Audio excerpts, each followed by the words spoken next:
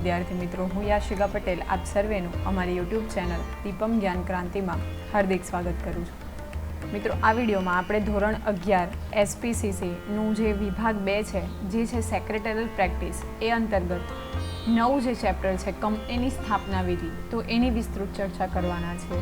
અને આ વિડીયોમાં આપણે કંપનીનો અર્થ અને તેની વ્યાખ્યા અને સાથે સાથે કંપનીના લક્ષણો, તો એની વિસ્તૃત ચર્ચા કરવાના છે। તો સૌપ્રથમ આપણને પ્રશ્ન એ થાય કે કંપનીની સ્થાપના વિધિ, જ્યારે તમે ચેપ્ટરનું હેડિંગ જુઓ ત્યારે જ તમારા મનમાં પ્રશ્ન ઉદ્ભવે કે કંપનીની સ્થાપના વિધિ એટલે શું। હવે એક કોમન વસ્તુ છે કે કોઈ પણ વસ્તુ આપણે જ્યારે નવી શરૂ કરવી હોય તો એની સ્થાપના વિધિ એટલે કે એસ્ટાબ્લિશમેન્ટ આપણે કેવી રીતે કરવું, તો એ ખૂબ જ જરૂરી છે। ફોર એક્ઝામ્પલ, આપણે કોમન એક્ઝામ્પલ લઈએ કે જો આપણે આપણા ઘરની અથવા તો કોઈક દુકાન શરૂ કરવી હોય અથવા તો ચાલુ કરવી હોય, તો એના માટે આપણે શું કરીશું કે એક ચોક્કસ વિધિવત જે ફોર્મેટ છે એ ફોર્મેટને ફોલો કરીશું। તો એવી જ રીતે કંપની જે છે તો એની પણ સ્થાપના વિધિ છે અને એમાં કઈ કઈ વસ્તુઓનો સમાવેશ થાય છે, સાથે સાથે એના કયા લક્ષણો છે, તો એની આપણે ચર્ચા કરવાના છે। વાણિજ્ય વ્યવસ્થા સ્વરૂપમાં વિશાળ વેપાર માટે કંપની ખૂબ જ અનુકૂળ વ્યવસ્થા છે। વાણિજ્ય વ્યવસ્થા એટલે કે આપણે જો કોમર્સની વાત કરીએ, મોટા માર્કેટની વાત કરીએ અને સાથે સાથે વિશાળ વેપાર કરવા માટે, જો નાના પાયાનો વેપાર કરવો હોય તો તમને ખબર જ છે કે નાના લઘુ ઉદ્યોગો હોય અથવા તો કોઈક નાની વેપારી પેઢી હોય તો એ બધી વસ્તુનો સમાવેશ થાય। પરંતુ જ્યારે વિશાળ વેપાર કરવો હોય કે ઘણી વખત એવું બને કે આપણે નેશનલ લેવલે તો કરીએ જ છે, સાથે સાથે ઇન્ટરનેશનલ લેવલ ઉપર પણ વેપાર કરતા હોઈએ, તો એના માટે વેપારી કંપની ખૂબ જ અનુકૂળ વ્યવસ્થા છે। એટલે કે જ્યારે આપણે મોટા પાયા ઉપર જો વેપાર કરવો હોય તો એના માટે કયું સ્વરૂપ અગત્યનું છે, તો કંપની જે સ્વરૂપ છે એ ખૂબ અગત્યનું છે। કંપની કૃત્રિમ વ્યક્તિત્વ ધરાવે છે। હવે આપણે ઘણા બધા વિડીયોમાં અગાઉ પણ ચર્ચા કરી છે કે બિંગ હ્યુમન આપણું જે છે એ આપણે કહી શકીએ કે આપણે લાઈવ વ્યક્તિત્વ ધરાવીએ છીએ, પરંતુ કંપનીનું નામ છે, એના શેર હોલ્ડરો છે, એના જે સભ્યપદો ધરાવતા વ્યક્તિઓ છે, સંચાલક મંડળ છે, છતાં પણ એ કેવું વ્યક્તિત્વ ધરાવે છે, કૃત્રિમ વ્યક્તિત્વ। એટલે કે કોઈ કંપનીના નામે બીજા વ્યક્તિઓ વેપાર કરે છે તો આપણે કહી શકીએ કે કૃત્રિમ વ્યક્તિત્વ ધરાવે છે। તેનું કાયદાકીય વ્યક્તિત્વ આપોઆપ અસ્તિત્વમાં આવી જતું નથી। હવે હું માની લઉં કે મારે XYZ નામની કંપનીની સ્થાપના કરવી છે, તો તરત હું નામ આપી દઉં XYZ, તો એ તરત આપોઆપ વ્યક્તિત્વ એનું અસ્તિત્વમાં આવતું નથી, પરંતુ એના માટે પણ ઘણી બધી લાંબી પ્રક્રિયા કરવી પડે। ફોર એક્ઝામ્પલ, જો આપણે કોઈક શાળાની સ્થાપના કરવી હોય તો સૌપ્રથમ તો પ્રશ્ન એ થાય કે મૂડી રોકાણ કેવી રીતે કરીશું, કેવી રીતે મૂડી આપણે ભેગી કરીશું, એ બધું થઈ જાય પછી આપણે એનું નામ રજિસ્ટર્ડ કેવી રીતે કરાવીશું, કયા કયા સ્ટેપ્સ છે જે આપણે ફોલો કરવા પડશે, તો સેમ વસ્તુ કંપનીમાં પણ છે। કંપની અસ્તિત્વમાં આવવા માટેની વિધિ જટિલ અને લાંબી છે। તો તમને અહીંથી પ્રશ્ન પૂછાઈ શકે MCQમાં કે અસ્તિત્વમાં આવવા માટેની જે વિધિ છે એ કેવી છે, તો જટિલ અને લાંબી। ત્યાં ઓપ્શન હોય જટિલ અને ટૂંકી, સીધી અને સરળ। તો તમારે યાદ રાખવાનું છે કે એ વિધિ છે એ જટિલ અને સાથે સાથે ખૂબ જ લાંબી છે। વૈયક્તિક માલિકીની સ્થાપના સરળતાથી થઈ શકે છે। એટલે કે કોઈ એક વ્યક્તિના નામે કોઈક પેઢી અથવા તો કોઈક વસ્તુનું આપણે નોંધણી કરાવવી હોય, વૈયક્તિક માલિકી એટલે કે પર્સનલ કોઈ એક વ્યક્તિની, તો એની સ્થાપના આપણે સરળતાથી કરી શકીએ। ભાગીદારી પેઢીનું સ્વરૂપ વૈયક્તિક માલિકી કરતાં થોડું વિસ્તૃત છે અને ભાગીદારી પેઢી એટલે કે એકની સાથે બીજા પણ ભાગીદાર હોઈ શકે, કોઈ એકની સાથે એક ભાગીદાર અથવા તો એકની સાથે 2-3 ભાગીદાર પણ હોઈ શકે, તો એનું જે સ્વરૂપ છે એ થોડું વિસ્તૃત છે। ભાગીદારી પેઢીની નોંધણી મરજિયાત છે, તેની સરખામણીમાં કંપનીની સ્થાપના વિધિ લાંબી, અટપટી અને ખૂબ જ ખર્ચાળ છે। જો વૈયક્તિક માલિકીની કોઈક સ્થાપના કરવી હોય અથવા તો વૈયક્તિક માલિકી અને ભાગીદારી પેઢીનું આપણે સ્થાપના વિધિ કરવી હોય તો એ સરળ છે અને એની નોંધણી પણ કેવી છે, મરજિયાત છે। પરંતુ એની સરખામણી જ્યારે આપણે કોઈ કંપની સાથે કરીએ તો એ કંપનીની જે સ્થાપના વિધિ છે એ ખૂબ જ લાંબી છે, અટપટી છે અને ખર્ચાળ પણ છે। શા માટે ખર્ચાળ છે અને અટપટી છે એ આપણે પછીથી એના લક્ષણોમાં જોઈશું। કંપની ધારાની જોગવાઈઓનું પાલન કરી જરૂરી દસ્તાવેજોની નોંધણી અને કાનૂની પ્રક્રિયાઓ પૂર્ણ કર્યા બાદ કંપની અસ્તિત્વમાં આવે છે। એટલે આપણે માની લઈએ કે મારે XYZ નામની કંપનીની સ્થાપના કરવી છે, તો મારા માઇન્ડમાં મેં સેટ કરી દીધું છે અને આપણામાં સ્વપ્નમાં આપણી કંપની ઊભી થઈ ગઈ, પરંતુ વાસ્તવમાં એવું નથી. જે કંપની ધારાની જોગવાઈઓ છે એ ધારાની જોગવાઈઓનું પાલન કરવું પડે છે, સાથે સાથે જરૂરી દસ્તાવેજોની નોંધણી પણ કરાવવી પડે છે અને કાનૂની પ્રક્રિયાઓ પૂર્ણ થાય અને ત્યારબાદ જ કંપની અસ્તિત્વમાં આવે છે. તમને કોઈક આપણે એક્ઝામ્પલ માની લઈએ કે આપણે આવકનો દાખલો કે જાતિનો દાખલો કઢાવવો છે, તો એના માટે શું કરવું પડશે કે જે ચોક્કસ જોગવાઈઓ છે તો એનું ઓનલાઈન રજિસ્ટ્રેશન આપણે પહેલાં કરાવીશું, પછી છે જરૂરી દસ્તાવેજોની રજૂઆત કરીશું અથવા નોંધણી કરાવીશું. એટલે કે એ માટે કયા કયા જરૂરી દસ્તાવેજો છે, તો માની લઈએ કે આપણે કોઈ જાતિનું પ્રમાણપત્ર કરાવવું છે તો એલસીનું જે જરૂરી દસ્તાવેજો છે એની નોંધણી કરાવીશું અને પછીની જે પ્રક્રિયા છે ફોટોગ્રાફી કે જે વોટ એવર પ્રક્રિયા છે તો એ પૂર્ણ થશે પછી આપણું સર્ટિફિકેટ મળશે. તો એવી રીતે સેમ કંપનીમાં પણ છે કે કંપની ધારાઓનું જોગવાઈઓનું પહેલાં પાલન કરવું પડે છે, એની સાથે જરૂરી દસ્તાવેજો એટલે કે આવેદનપત્ર, નિવેદનપત્ર તો એની નોંધણી કરાવવી પડશે અને સાથે સાથે કાનૂની પ્રક્રિયા પૂર્ણ થશે તો ત્યારબાદ શું થશે, કંપની અસ્તિત્વમાં આવે છે. આવી રીતે કૃત્રિમ કાનૂની વ્યક્તિત્વને અસ્તિત્વમાં લાવવાનું કાર્ય કરનારને સ્થાપક અથવા પ્રયોજક કે પ્રવર્તક તરીકે ઓળખવામાં આવે છે. ખૂબ અગત્યનો સવાલ છે, તમને પરીક્ષામાં પૂછાઈ શકે કે સ્થાપક એટલે શું, અથવા તો કંપની સ્થાપક એટલે શું, કંપની પ્રયોજક એટલે શું, અથવા તો કંપની પ્રવર્તક કોને કહેવાય. તો કૃત્રિમ કાનૂની વ્યક્તિત્વને અસ્તિત્વમાં લાવવાનું કાર્ય જે કરે છે તો એને આપણે કંપનીના સ્થાપક અથવા કંપનીના પ્રયોજક અથવા તો કંપનીના પ્રવર્તક તરીકે ઓળખીએ છીએ. કારણ કે આપણે જોયું કે કંપની જે છે એ કૃત્રિમ વ્યક્તિત્વ ધરાવે છે, તો એ જાતે તો કાર્ય નથી કરવાની, તો કોઈક વ્યક્તિ દ્વારા એ કાર્ય કરવામાં આવે છે. તો જે અસ્તિત્વમાં લાવવાનું કાર્ય જે વ્યક્તિ કરે છે તો એ વ્યક્તિને આપણે શું કહીશું, સ્થાપક અથવા તો પ્રયોજક કે પ્રવર્તક તરીકે ઓળખીશું. હવે આપણે જોઈએ કંપનીનો અર્થ. તો કંપનીનો કાયદાકીય રીતે અને ટેકનિકલી કોઈ ચોક્કસ અર્થ નથી. એટલે કે કાયદાકીય ભાષામાં જોઈએ અથવા તો કોઈ ટેકનિકલી આપણે વિચાર કરીએ તો એનો કોઈ ચોક્કસ અર્થ થતો નથી. આપણે કંપની એટલે કંપની, એનું કોઈ ગુજરાતી પણ નથી લેતા, ઇંગ્લિશમાં પણ કંપની જ કહીએ છીએ. પરંતુ એક વ્યાખ્યા આપવામાં આવી છે બ્રિટિશ કોમન લો મુજબ. તો બ્રિટિશ કોમન લો મુજબ કંપનીનો અર્થ શું થાય, તો કંપનીનો અર્થ કંઈક આવો થશે, કાયદાકીય વ્યક્તિ અથવા કૃત્રિમ વ્યક્તિ એવો અર્થ થાય છે. તો બ્રિટિશ કોમન લો છે એણે કંપનીનો અર્થ શું આપ્યો છે, કાયદાકીય વ્યક્તિ. કેમ કાયદાકીય વ્યક્તિ, કારણ કે આપણે ચોક્કસ કાનૂની પ્રક્રિયાઓ પૂર્ણ કરીએ પછી જ કંપનીની સ્થાપના કરી શકીએ. અથવા તો કૃત્રિમ વ્યક્તિ, આપણે જોયું કે કંપની કૃત્રિમ વ્યક્તિત્વ ધરાવતી વ્યક્તિ છે તો એને આધારે બે શબ્દ પ્રયોજવામાં આવ્યા છે કંપની માટે. એક છે કાયદાકીય વ્યક્તિ અને બીજું છે કૃત્રિમ વ્યક્તિ. કોના મતે, તો બ્રિટિશ કોમન લોના મતે. કંપનીના સભ્યો બદલાઈ જાય, નિવૃત્ત થાય કે મૃત્યુ પામે તો પણ કંપનીના અસ્તિત્વ ઉપર કોઈ અસર પડતી નથી. માની લે કે કોઈ કંપની છે એમાં 100 સભ્ય છે, ઓકે, મેમ્બર્સ છે. હવે કેટલાક આમાંથી બદલાઈ જશે, કેટલાક નિવૃત્ત પણ પામે અથવા તો કેટલાકનું મૃત્યુ થાય તો એનો મતલબ એવો નથી કે કંપનીનું અસ્તિત્વ જ મટી જાય. કંપનીનું અસ્તિત્વ ચાલુ જ રહેશે. એટલે કે કોઈક સભ્યો બદલાઈ જાય અથવા તો નિવૃત્ત થાય અથવા એ સભ્યો મૃત્યુ પામે તો પણ કંપનીના અસ્તિત્વ ઉપર એની કોઈ અસર પડતી નથી. એ તો એની રીતે ચાલુ જ રહેશે. હવે કેટલીક વ્યાખ્યાઓ જોઈએ કે કંપની એટલે શું.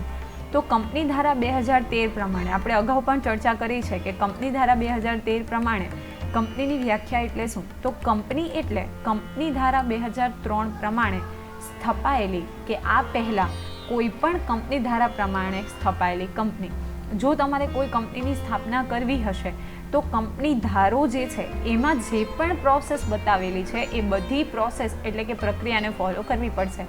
આપણે અગાઉ જોયું છે કે કંપનીનું આવેદનપત્ર પહેલાં તૈયાર કરવું પડે, પછી એનું નિવેદનપત્ર, પછી વિજ્ઞાપનપત્ર, પછી તમે કેવી રીતે શેર મૂડી જે છે એ મેળવશો, ભેગી કરશો. તો એ બધી જ પ્રોસેસ એ ક્યાં બતાવી છે, તો કંપની ધારા 2013 પ્રમાણે. તો કંપની ધારો 2013 પ્રમાણે સ્થપાયેલી એટલે કે 2013ના કંપની ધારામાં જે પણ નિયમો છે અથવા તો રૂલ્સ રેગ્યુલેશન્સ છે એને ફોલો કરીને આપણે સ્થાપેલી કંપની અથવા તો આ પહેલાં કોઈ પણ કંપની ધારા પ્રમાણે સ્થપાયેલી કંપની એટલે કે 2013 પહેલાં જો સ્થપાઈ હોય તો એને આધારે જે કંપની ધારો હોય એને આધારે સ્થપાયેલી કંપની હશે તો એને આપણે શું કહીશું, કાયદેસરની કંપની તરીકે ઓળખીશું. હવે જોઈએ આપણે કંપનીના લક્ષણો એટલે કે કેરેક્ટરિસ્ટિક્સ ઓફ કંપની. તો સૌપ્રથમ સ્વતંત્ર વ્યક્તિત્વ, ઇન્ડિપેન્ડન્ટ એક્ઝિસ્ટન્સ. એક્ઝિસ્ટન્સ એટલે હયાતી હોવી, પણ આપણે અહીં શું લેવાનું છે? સ્વતંત્ર વ્યક્તિત્વ.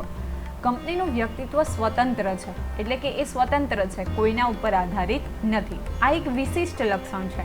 આમ કંપનીનું કાયદાકીય સ્વતંત્ર વ્યક્તિત્વ છે. આપણે જોયું કે સ્વતંત્ર તો છે, પરંતુ કેવું છે? કાયદાકીય. એ ધારે એમ નહીં કરી શકે, એટલે કંપની તો કાર્ય કરવાની જ નથી, પરંતુ એના જે સંચાલકો છે એ કાર્ય કરશે. પણ કેવી રીતે કાર્ય કરશે? તો કાયદાકીય રીતે.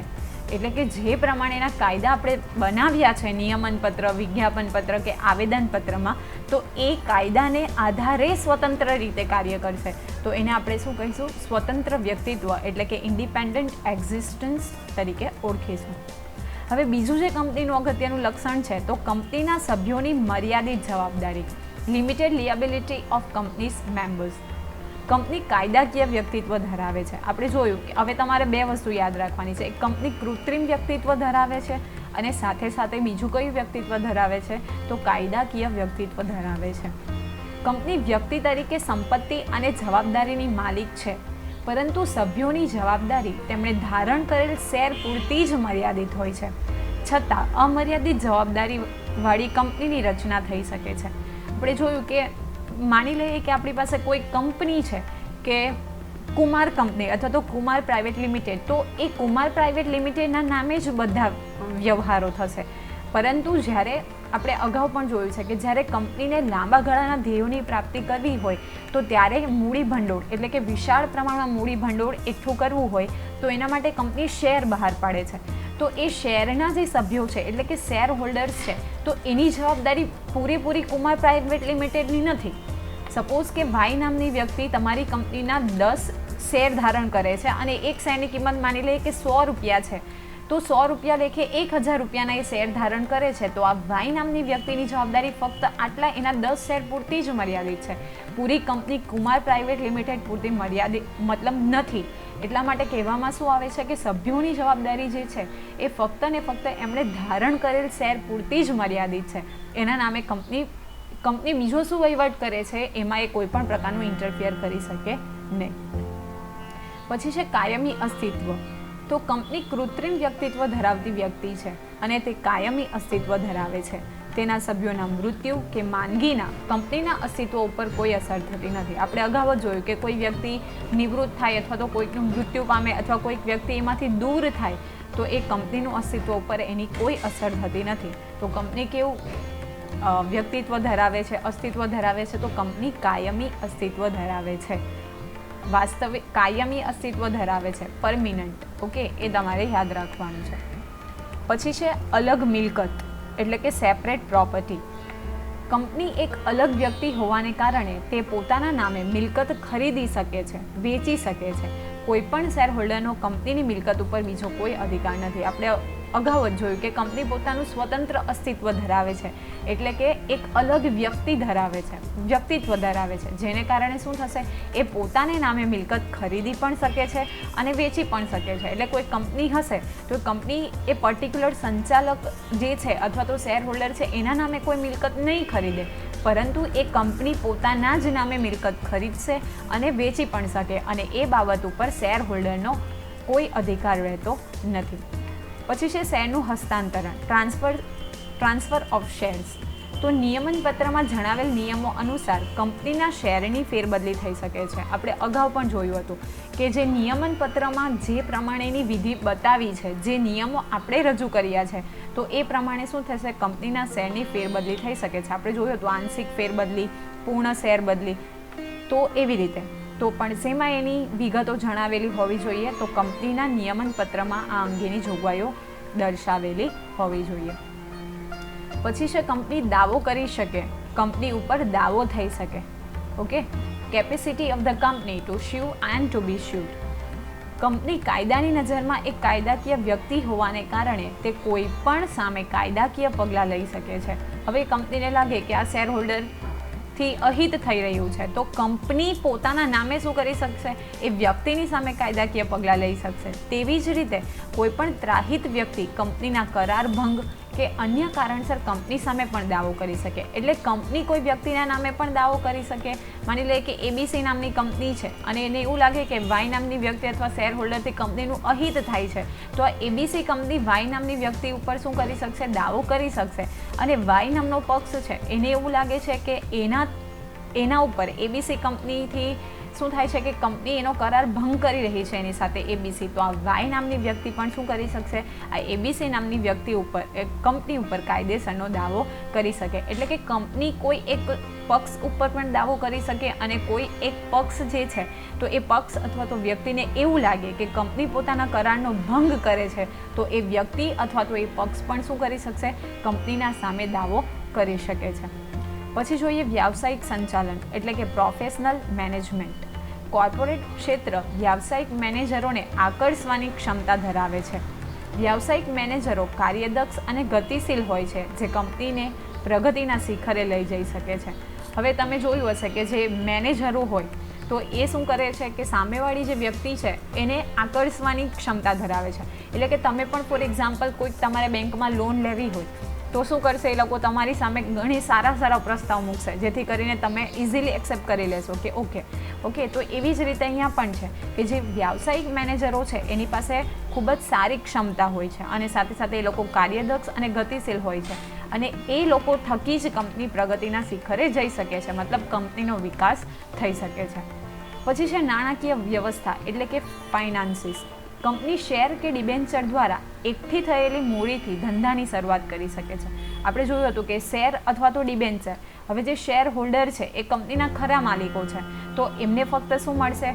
આપણે જો ડિવિડન્ડ ચૂકવવા માગતા હોય તો એ ચૂકવાશે. અને ડિબેન્ચર શું છે? કંપનીનું એક પ્રકારનું દેવું છે જે એણે ચોક્કસ પર્સન્ટેજ અથવા તો વ્યાજના દરે એણે એ રકમ ચૂકવવી પડે છે.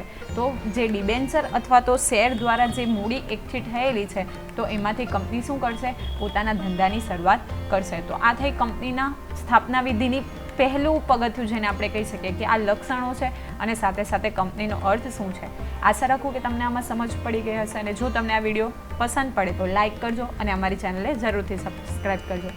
Thank you for watching the video. Have a nice day.